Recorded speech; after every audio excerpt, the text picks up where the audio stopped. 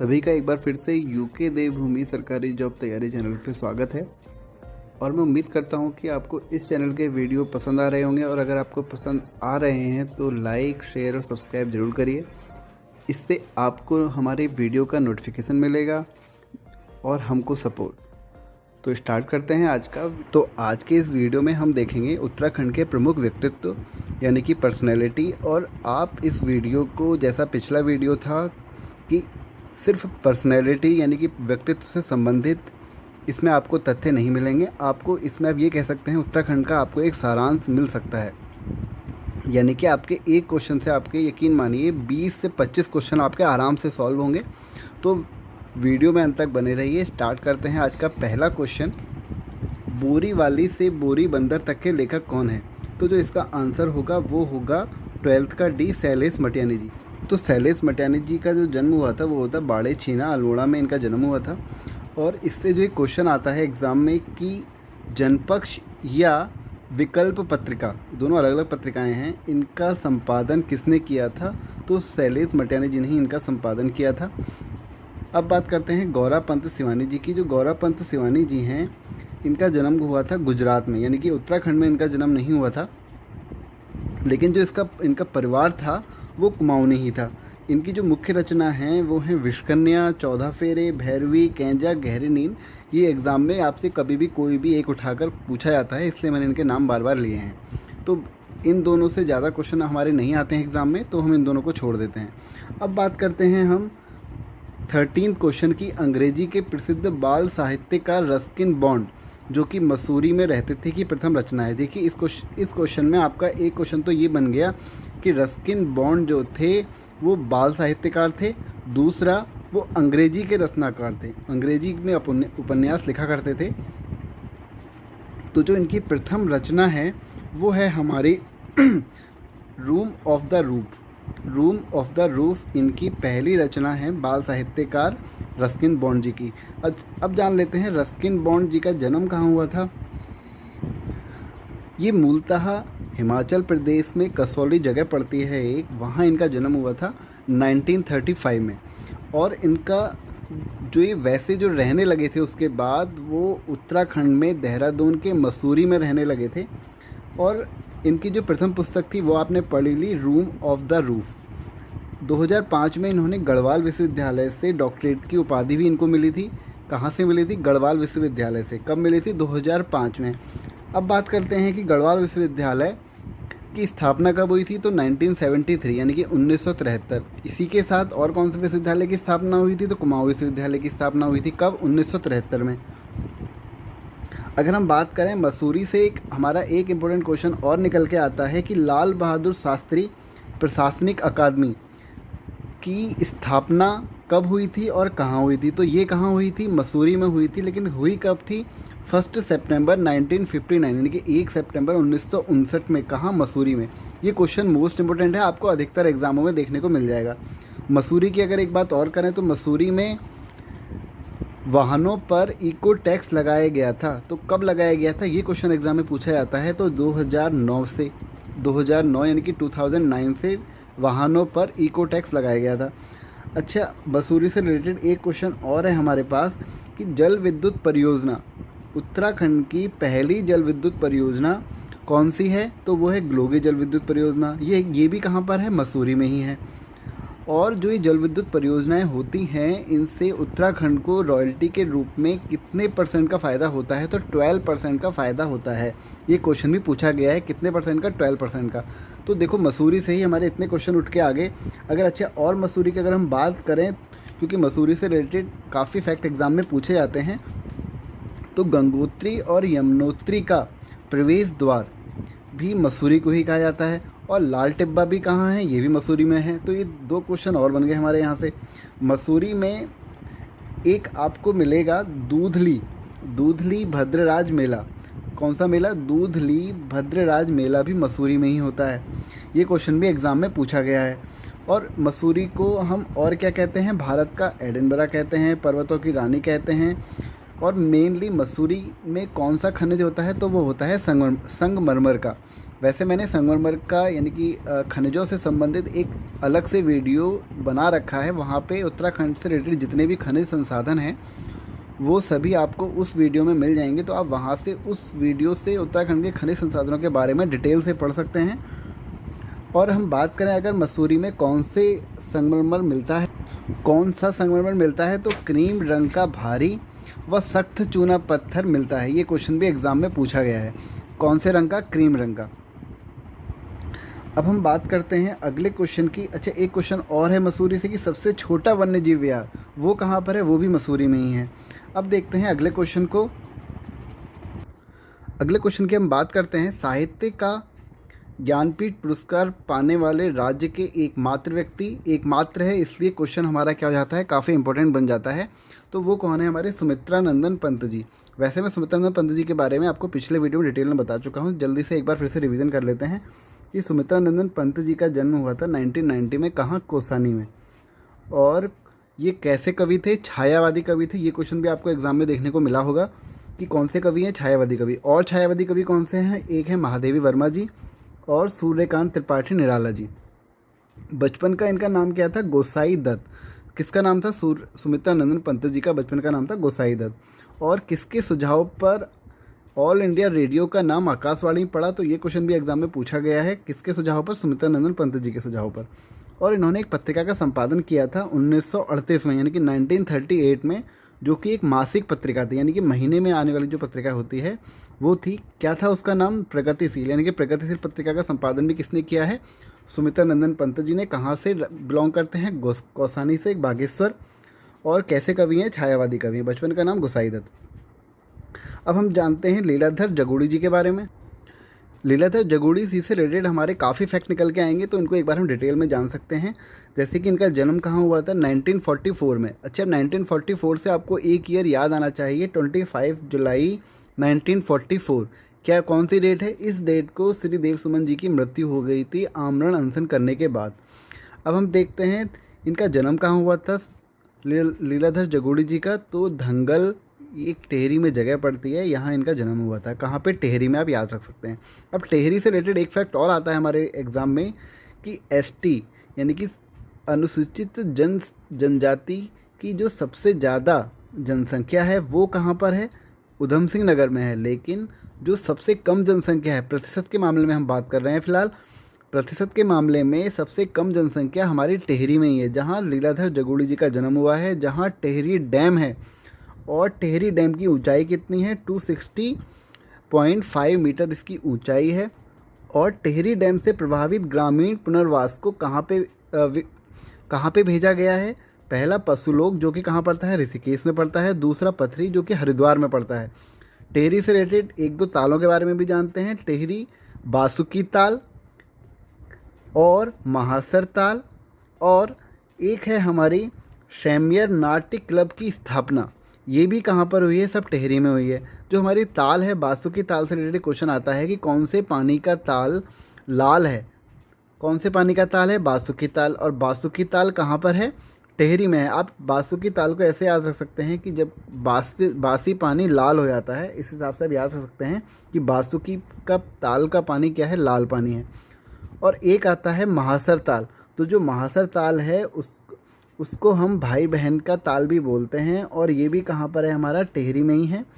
और भाई बहन का जो ताल है, ये इसका जो शेप है वो क्या है? कटोरे नुमा है। समझ में आया? महासर ताल को आप ऐसे भी आ सकते हैं कि माँ भाई बहन, यानी कि जो तीनों रिलेशन में हो गए, तो ये कहाँ पर है? टेहरी में है। और बाकी एक जगह जाके ठहर गए। आप ऐसे इसको याद रख सकते हैं। अब हम बात कर रहे थे एक नाट्य क्लब, जो कि एग्जाम में क्वेश्चन पूछा गया है कि शैमियर नाट्य क्लब की स्थापना कहाँ हुई थी? तो वो हुई थी टेहरी में। और किसने करी थी? तो जो किसने करी थी, ये थे भवानी दत्त उनियाल जी ने इसका स्थापना करी थी। अब हम बात कर रहे थे लीलाधर जगूड़ी जी के बारे में। तो लीलाधर जगूड़ी जो हैं, कहाँ पे इनका जन्म हुआ? धंगल टेहरी में। ये तो आप नहीं भूलेंगे। अब कब हुआ था? 1944 में। जो उन्होंने रचना करी है वो महाकाव्य के बिना, इनका जो मेन जो क्वेश्चन एग्जाम में यही पूछा जाता है कि महाकाव्य के बिना की जो रचना है वो किसने करी है? तो लीलाधर जगूड़ी जी ने करी है। ये मेन फैक्ट है इसको लीलाधर जगूड़ी से संबंधित। और शंखमुखी शिखरों पर अनुभव के आकाश में चांद, बची हुई पृथ्वी, और भी इनके क्या हैं? काफ़ी अधिक जो इनकी है रचनाएं हैं। अब हम बात करते हैं वीरेंद्र डंगवाल जी के बारे में। तो ज़्यादा इनके बारे में जानने वाला कुछ नहीं है, बस इनकी एक दो जो रचनाएं हैं वो एग्ज़ाम में पूछी जाती हैं। पहली है इसी दुनिया में, दूसरा है दुष्चक्र में इस तृष्ठा, दुष्चक्र में इस तृष्ठा। तो ये वीरेंद्र डंगवाल जी की रचना है। अब हम बात करते हैं सुमित्रा पंत जी के बारे में हम बात कर चुके हैं, लीलाधर जगुड़ जी के बारे में बात कर चुके हैं, वीरेंद्र डंगवाल जी के बारे में बात कर चुके हैं। अब बचे इलाज चंद्र जोशी। आप इसको ऐसे याद रख सकते हैं कि इनके उपन्यास, इलाज चंद्र साहब याद रख सकते हैं कि इलाज किसका करते हैं, जिसके पास भूत प्रेत की छाया पड़ जाती है। आप इसको ऐसे याद रख सकते हैं। तो इनका जो उपन्यास है वो यही है, प्रेत एंड छाया, प्रेत और छाया इनका उपन्यास है। एक है इनका सन्यासी, एक है घृणामही, जिससे घृणा करते हैं उसका भी लोग इलाज कर सकते हैं, पर्दे की रानी, प्रेत एंड छाया, सन्यासी। तो 4-5 इनके जो उपन्यास हैं ये आपको याद रखने हैं।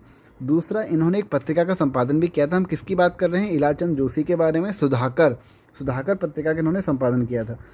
और ये क्या थे, एक मनोवैज्ञानिक उपन्यासकार। कैसे थे उपन्यासकार, मनोवैज्ञानिक उपन्यासकार थे। जन्म कहाँ हुआ था इनका, अल्मोड़ा में हुआ था। हमने इससे रिलेटेड बहुत फैक्ट एग्जाम में अभी हम जाने जो कि हमारे एग्ज़ाम में काफ़ी काम आएंगे, क्योंकि ये बार बार रिपीट होने वाले हमारे क्या होते हैं, प्रश्न होते हैं। और ये ऐसे क्वेश्चन होते हैं जो हर किसी को नहीं याद होते। तो जो इन क्वेश्चनों को एग्ज़ाम में अटैम्प्ट कर ले आता है उसके अटैम्प्ट ऑटोमेटिकली बढ़ जाते हैं। बात करते हैं 15th क्वेश्चन की, भारत रत्न पाने वाले उत्तराखंड के एकमात्र व्यक्ति। तो इसका आंसर सभी को पता है, कौन है हमारे 15th का आंसर क्या होगा, गोविंद बल्लभ पंत जी। गोविंद बल्लभ पंत जी के बारे में हम कल भी बात कर चुके हैं, एक बार मैं जल्दी से आपको रिवीजन करा दूं। गोविंद बल्लभ पंत जी का जन्म कहाँ हुआ था, अल्मोड़ा में हुआ था। अल्मोड़ा में खूंट एक जगह पड़ती है, वहाँ इनका जन्म हुआ था 1887 को। और 1885 में क्या हुआ था आपको पता होगा, कांग्रेस की स्थापना हुई थी 1885 में, यानी कि 2 साल बाद इनका जन्म हो गया था गोविंद बल्लभ पंत जी का। और जो इनका उपनाम है वो क्या है, हिमालय पुत्र। और वो इनको नाम किसने दिया, हिमालय पुत्र, जवाहरलाल नेहरू जी ने इनको उपनाम दिया था। और इनका और क्या कहते हैं इनको, गोविंद बल्लभ महाराष्ट्र भी इनको कहा जाता है। और इन्होंने ये सीएम कब से कब तक रहे, तो ये क्वेश्चन भी एग्ज़ाम में पूछा गया है। तो 1946 से लेके 1954 तक, यानी कि हम कह सकते हैं कि उत्तर प्रदेश के पहले सीएम थे। ये भी क्वेश्चन एग्ज़ाम में पूछा गया है। मैं यहाँ पे जितने भी फैक्टरों की बात कर रहा हूँ वो सभी के सभी एग्ज़ाम में पूछे गए हैं। तो हैप्पी क्लब की स्थापना किसने करी थी, गोविंद बल्लभ पंत जी ने ही करी थी हैप्पी क्लब की स्थापना। आप ऐसे याद रख सकते हैं कि गोविंदा, और गोविंदा कौन था, था एक कॉमेडियन, क्या है हमारे हीरो हैं गोविंदा जी, आप सभी को पता है। और इसलिए उन्होंने, गोविंद बल्लभ पंत जी ने हैप्पी क्लब की स्थापना करी थी 1903 में। अच्छा, भारत रत्न पाने वाले गोविंद बल्लभ पंत जी को किस ईयर में भारत रत्न मिला था, तो 1957 को मिला था। ये भी आपको याद रखना है। कुमाऊं परिषद के गठन में भी इन्होंने महत्वपूर्ण भूमिका निभाई थी, किसने, गोविंद बल्लभ पंत जी ने। अब बात करते हैं हम अगले क्वेश्चन की, यानी कि 16th क्वेश्चन की। स्वतंत्रता आंदोलन के दौरान जेल जाने वाली उत्तराखंड की प्रथम महिला, तो जो कौन थी प्रथम महिला, उनका नाम है बिस्नी देवी शाह। अब हम जानते हैं बिस्नी देवी शाह के बारे में, ये कहाँ की रहने वाली हैं, बागेश्वर की रहने वाली थी बिस्नी देवी शाह। और उत्तराखंड से जेल जाने वाली पहली महिला कौन है, बिस्नी देवी शाह। तो हम बात करते हैं अब ए ऑप्शन, यानी कि सरला बहन के बारे में।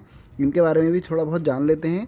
सरला बहन थी, इनका जन्म 1901 में इंग्लैंड में हुआ था, यानी कि ये यहाँ की रहने वाली नहीं थी। तो इनका मूल नाम क्या था, इनका मूल नाम था कैथरीन हाइलामन। किसका नाम था, सरला बहन का नाम क्या था, कैथरीन हाइलामन। अब हम बात करते हैं कुंती वर्मा जी के बारे में। कुंती वर्मा जी के बारे में कि ये कहाँ की रहने वाली हैं, अल्मोड़ा की रहने वाली थी कुंती वर्मा जी। 4th है विद्यावती डोभाल। तो विद्यावती डोभाल से रिलेटेड एक इम्पोर्टेंट फैक्ट है हमारे पास कि गढ़वाल की फर्स्ट महिला लेखिका यही थी। और इनकी एक रचना एग्जाम में पूछी जाती है, अमृत की बूंदें। तो अमृत की बूंदें भी किसने लिखी है, विद्यावती डोभाल जी ने लिखी है। बात करते हैं अगले क्वेश्चन की, कुमाऊं की लक्ष्मीबाई कहा जाता है। तो ये ऐसा क्वेश्चन है, इससे आपके कम से कम 20 क्वेश्चन आराम से बनेंगे, तो इसको एक बार अच्छे से देख लेते हैं। कुमाऊं की लक्ष्मीबाई कहा जाता है जिया रानी जी को। अब जिया रानी जी कौन थी उसके बारे में जानते हैं। सबसे पहला फैक्ट तो ये कि जो जिया रानी जी हैं, जिया रानी जी थी वो कत्यूरी रानी थी। और ये किसके पत्नी थी, तो ये पत्नी थी प्रीतम देव जी की ये पत्नी थी। इनका जो मूल नाम था जिया रानी जी का वो था मौला देवी। और इनके 3 पुत्र थे, पहला था नाम धामदेव या घामदेव भी बोला जाता है, दूसरा डुलाशाही, तीसरा है ब्रह्मदेव। ब्रह्मदेव से रिलेटेड एक एग्जाम में फैक्ट पूछा जाता है कि किसने ब्राह्मणों को अपनी डोला पाल के ढोने को विवश कर दिया था। तो किसने किया था? ब्रह्मदेव ने किया था। अब ब्रह्मदेव का एक और नाम से जाना जाता है, इनको वीरदेव के नाम से जाना जाता है और इसको बोला जाता है निरंकुश राजा। ठीक हो गया। अब हम जिया रानी जी के और भी उपनाम जानते हैं। क्या कहा जाता है इनको? कुमाऊं में न्याय की देवी भी कहा जाता है जिया रानी जी को, और इनके नाम से मेला भी लगता है। एक रानी बाग में लगता है, दूसरा लगता है रानी खेत में। और जिया रानी जी के उपनाम क्या हैं? पिंगला हैं और क्या हैं? प्योला हैं। और भी बहुत कुछ है इनके बारे में जानने के लिए जो कि एग्ज़ाम में पूछा जाता है।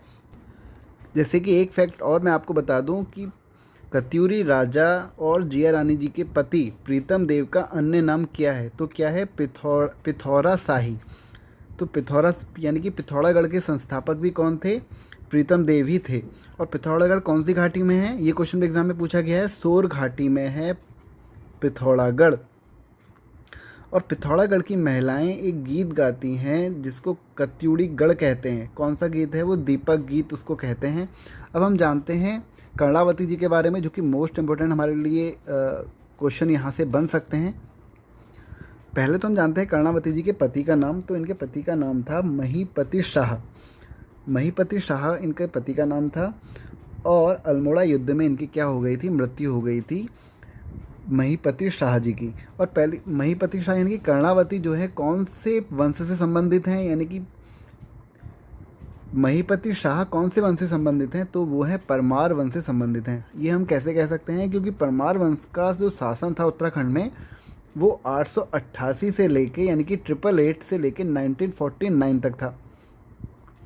समझ में आया? और परमार वंश की स्थापना किसने करी थी? तो कनकपाल ने करी थी। और इनके ससुर कौन है? भानु प्रताप जी हैं। कनकपाल कहाँ के थे? गुजरात के थे। और भानु प्रताप कौन था? चांदपुर गढ़ का सबसे ज़्यादा शक्तिशाली राजा। तो ये क्वेश्चन एग्जाम में पूछे जाते हैं। अब हम बात करते हैं महीपति शाह के बारे में। इनका पुत्र था पृथ्वीपति शाह। तो जो पृथ्वीपति शाह था उस महीपति शाह की मृत्यु के बाद उसने शासन किया, लेकिन किसके संरक्षण में? तो वो किया था कर्णावती जी के संरक्षण में। तो ये एग्जाम में क्वेश्चन पूछा गया है कि कर्णावती जी का जो संरक्षिका का जो काल था वो कब से कब तक था? तो वो था 1634 से लेके 1640 तक, यानी कि 7 साल। 7 साल इन्होंने पृथ्वीपति शाह की संरक्षिका के रूप में काम किया था। और ये कौन थी इनकी? ये इनकी थी माता। ये मैं आपको बता ही चुका हूँ।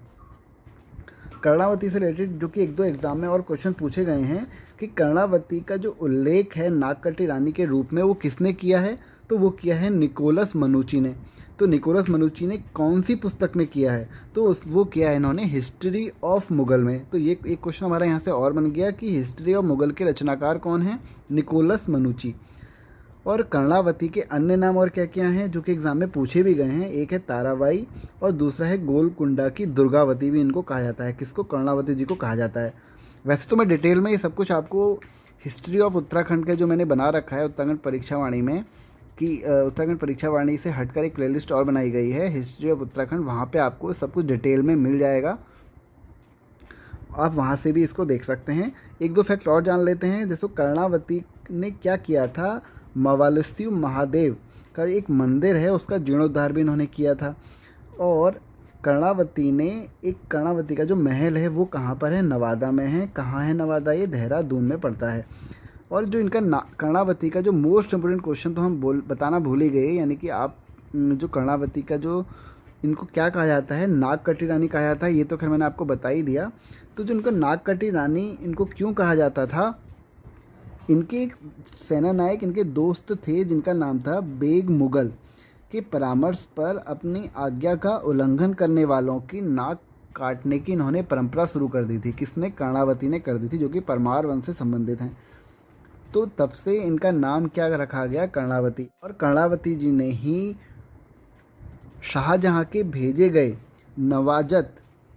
नवाजत खां के नेतृत्व में भेजी गई मुगल सेना के क्या कर दिया था? नाक कान काट दिए थे। तब से इनका नाम क्या पड़ गया था? कर्णावती रानी पड़ गया था, यानी कि नागकटी रानी पड़ गया था। अब हम बात करते हैं अगले क्वेश्चन की, क्योंकि हम बिस्नी देवी शाह के बारे में जान चुके हैं कि उत्तराखंड से जेल जाने वाली कौन थी? प्रथम महिला थी। अब बात करते हैं अगले क्वेश्चन की निम्न में से किसका संबंध कला से नहीं है? तो 18th का डी ऑप्शन यहाँ पे बिल्कुल ठीक होगा। देवी दत्त पंत जी का संबंध कला से नहीं है। तो मौलाराम कौन थे? मौलाराम के बारे में जानते हैं। मौलाराम के वंशज दिल्ली से श्रीनगर आए थे। श्रीनगर कौन से वाले? पौड़ी गढ़वाल वाले। कब आए थे? 1658 में आए थे। और इनकी रचना है एक, जो कि प्रसिद्ध रचना है, ब्रज भाषा में लिखी गई रचना है किसकी? मौलाराम जी की। उसका नाम है गढ़ राजवंश। इनकी जो कुल रचनाएं प्रकाशित हुई थी तब तक, तो उसका नाम था कुल रचनाएं जो थी 25 रचनाएं थी। और इनका मोस्ट इम्पोर्टेंट क्वेश्चन जो एग्जाम में पूछा जाता है इनसे संबंधित कि गढ़वाली चित्रकला के जन्मदाता कौन है? तो वो है मौलाराम। एक क्वेश्चन और कि मौलाराम के चित्रों को प्रसिद्धि किसने दिलाई थी? तो वो दिलाई थी मुकुंदी लाल जी ने। और मुकुंदी लाल कहाँ से बिलोंग करते हैं? चमोली से बिलोंग करते हैं। और मुकुंदी लाल की एक रचना है गढ़वाल पेंटिंग्स। समझ में आया? तो अब हम जानते हैं अगले क्वेश्चन, भैरव जोशी जी के बारे में जान लेते हैं थोड़ा बहुत कि इनका जन्म हुआ था 1918 में इनका जन्म हुआ था। और इन्होंने अनेक पेंटिंग्स बनाए और कविताएं लिखी हैं, तो ज़्यादा कुछ इनके बारे में है नहीं। अब हम बात करते हैं 19th के रणवीर सिंह बिष्ट का संबंध है। तो रणवीर सिंह बिष्ट का जो संबंध है वो है चित्रकला से। इनकी चित्रकलाएँ कौन कौन सी हैं? मेनली वो हैं पहाड़ी लोक नृत्य, पहाड़ी शीत से बचने का सहारा, पहाड़ी घसियारे, कुछ ऐसे ही इनकी और भी इनकी क्या हैं? मुख्य रचनाएं हैं। अब हम जानते हैं, अब बात करते हैं भारत की नहीं, यानी कि अगले क्वेश्चन की, भारत की नहीं विश्व की पहली मेजर जनरल।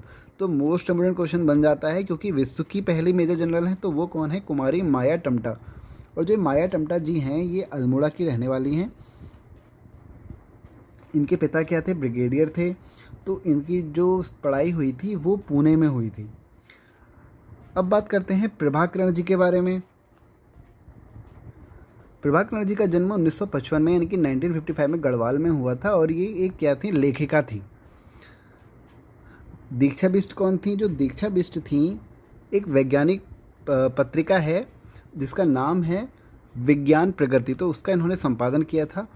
और इनसे रिलेटेड एक फैक्ट और है कि एक दूरदर्शन में एक पहले नाटक आता था, प्रोग्राम आता था जिसका नाम था पल्लव, तो वो भी इन्होंने ही लिखा था।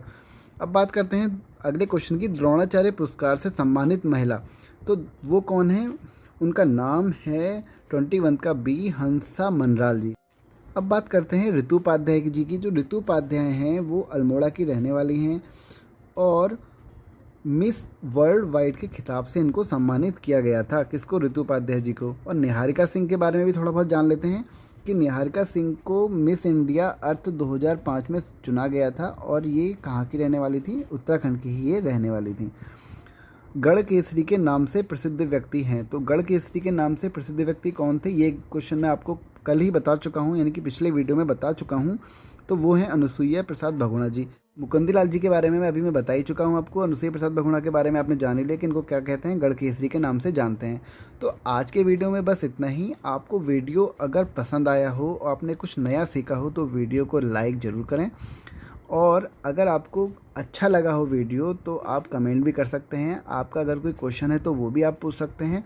और अगर आप पहली बार चैनल पर आए हैं तो चैनल को सब्सक्राइब करना ना भूलें। इससे हमको एक सपोर्ट मिलता है कि हम वीडियो अच्छा बना रहे हैं। तो बस थैंक यू आज के लिए।